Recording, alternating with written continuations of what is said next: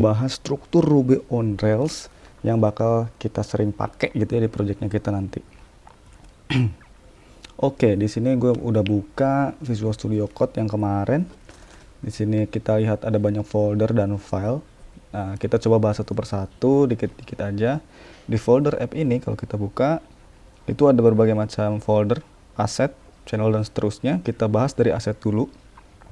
Aset ini dia merupakan nantinya apa yang akan bisa kita tampilkan atau kita publikasi ketika si Rails ini production. Nah, di sini kalau kita lihat itu ada config, image sama style sheet.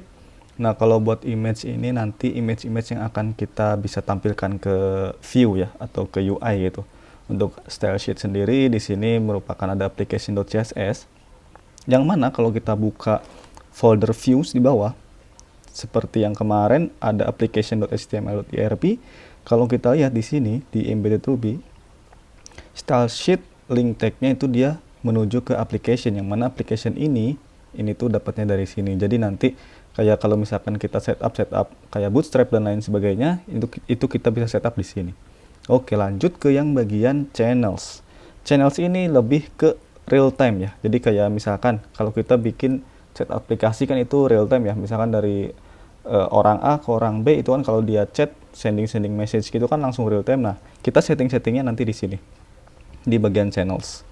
Lanjut kita ke bagian controller yang mana kita nanti akan banyak membuat controller juga di sini. Kita akan sering berada development di folder ini. Ketika nanti kita buka controller ini masih kosongan, ketika nanti kita mau nambahin controller baru, kita akan tambahkan di folder ini ya guys ya. Nextnya itu helpers ini nanti bisa kita tambahkan misalkan helper untuk yang ditampilkan di view seperti misalkan toggle dan lain sebagainya, bisa kita tambahkan di sini. Yang selanjutnya ada JavaScript, di sini juga nanti akan menyimpan file-file atau hotwire dari JavaScript-nya sendiri. Kemudian ada jobs, ada mailers ini untuk nanti kita setting mail. Ada juga models yang mana kita nanti akan modeling data dari database itu di sini. Misalkan nanti bikin model user, model artikel dan lain sebagainya itu ada di sini.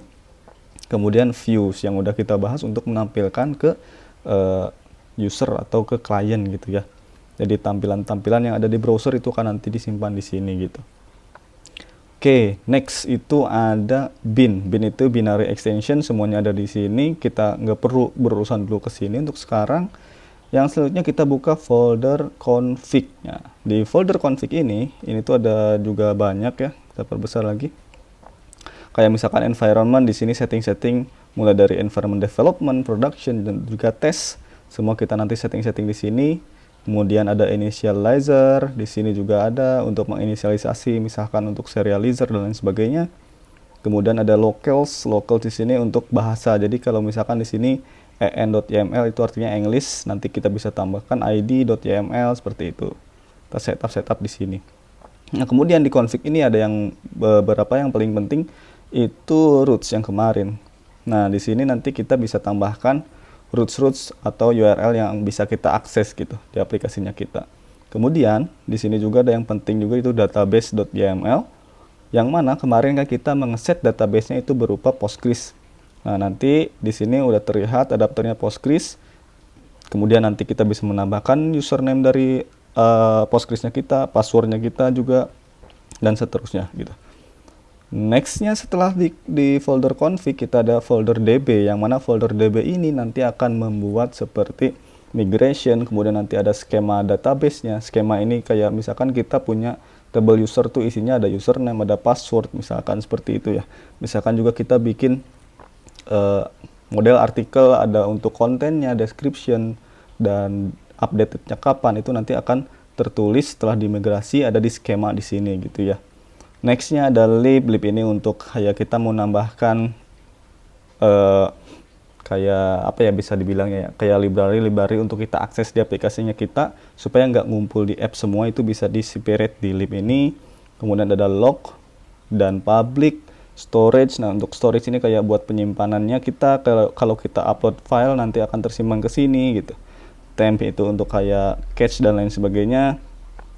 Vendor, kemudian di sini ada kita lihat git ignore ini dia akan ketika folder atau project kita ini diupload ke GitHub, itu dia nggak akan ke GitHub atau apapun itu platform untuk cloud, itu nggak akan kekirim beberapa folder. Contohnya kayak storage di sini dia nggak bakal kekirim seperti itu ya. Terus ada gem file. Nah, gem file ini kalau di kayak JavaScript itu package.json gitu.